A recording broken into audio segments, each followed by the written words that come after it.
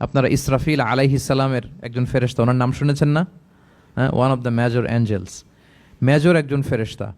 আল্লাহ তাআলা ওনাকে সৃষ্টিই করেছেন এই বিশাল হুইসেলে একটা ফুৎকার দেওয়ার জন্য, আর কোনো কাজ নাই। ওনার অ্যাসাইনমেন্ট এই একটাই, সৃষ্টির পর থেকে আজ অবধি বিশাল হুইসেলটা নিয়ে আল্লাহর আরশের দিকে তিনি তাকিয়ে আছেন অপলক নেত্রে, পলকও ফেলেন না চোখের, যে কখন আল্লাহ তাআলা অর্ডার করবেন, করার সাথে সাথে ফুৎকার দিবেন তিনি।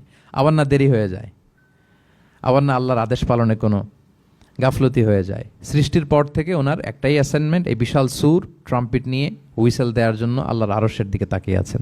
যে মুহূর্তে আমরা এখন কথা শুনছি এখনও তাকিয়ে আছেন উনি। 3টা ফুৎকার দেওয়ার জন্য আল্লাহ তাআলা ওনাকে সৃষ্টি করেছেন। প্রথম ফুৎকারটাকে বলে নাফখাতুল ফাজা, যে ফুৎকারের সাথে সাথে মানুষগুলো তটস্থ হয়ে যাবে, পৃথিবীর মানুষ তটস্থ হয়ে যাবে। যখন তটস্থ হবে তখন কি অবস্থা হবে সেটাই আল্লাহ তাআলা এই সূরার প্রথম আয়াতে বললেন, যে ইদা ঝুলঝিলাতিল আরদু ঝিলঝালাহা, যখন পুরো পৃথিবীকে প্রকম্পিত করা হবে মারাত্মকভাবে। ইসরাফিল আলাইহিস সালাম প্রথম যে ফুৎকারটা দিবেন তখন পুরো পৃথিবী কেঁপে উঠবে, মারাত্মকভাবে কেঁপে উঠবে। তারপরের যে ফুৎকার দিবেন তখন সব মরে যাবে, আমরা পৃথিবীতে কেউই বেঁচে থাকবো না। তখন মানুষ মরে যাবে, জিন জাতি মরে যাবে, সমস্ত ফেরেশতারাও মরে যাবে। যেই ফেরেশতা মালাকুল মাউত, যিনি মৃত্যুর ফেরেশতা, যার মাধ্যমে আল্লাহ তাআলা মৃত্যু ঘটিয়ে থাকেন, তারও মৃত্যু ঘটবে।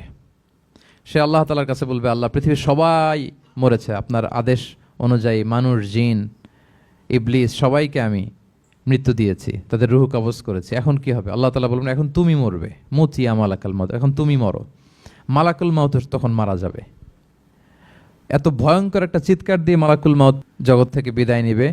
আল্লাহর হাবিব সাল্লাল্লাহু আলাইহি ওয়াসাল্লাম বলেন, ওই ভয়ঙ্কর চিৎকার যদি পৃথিবীবাসী শুনতে পেত তাহলে আলাদা করে ইসরাফিলের সিঙ্গার ফুৎকার দেওয়ার প্রয়োজন হতো না, প্রতিটা মানুষ তাদের কানের পর্দা ফেটে মুহূর্তেই লাশ হয়ে পড়ে যেত।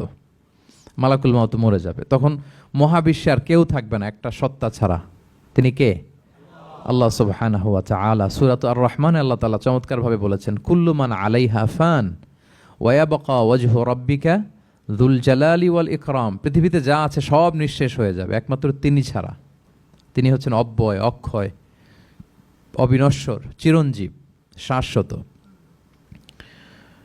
এরপর কেউ যখন থাকবে না, আল্লাহ তাআলা ইসরাফিল আলাইহিস সালামকে আবার জীবিত করবেন। তখন তিনি সর্বশেষ হুইসেলটা দিবেন, আবার জীবিত হয়ে তিনি লাস্ট 3 নম্বর হুইসেলটা দিবেন।